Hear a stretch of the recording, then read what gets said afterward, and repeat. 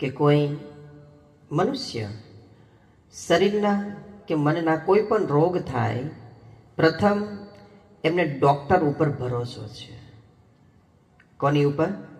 Doctor ઉપર ભરોસો છે. નો ડાઉટ ડૉક્ટર અત્યારે આધુનિક યુગની અંદર ફર્સ્ટ છે એના, પણ અતિ ઇમરજન્સી હોય અને એવું લાગે બધા દરવાજા બંધ છે, ત્યારે એનો આપણે ઉપયોગ કરી શકાય છે.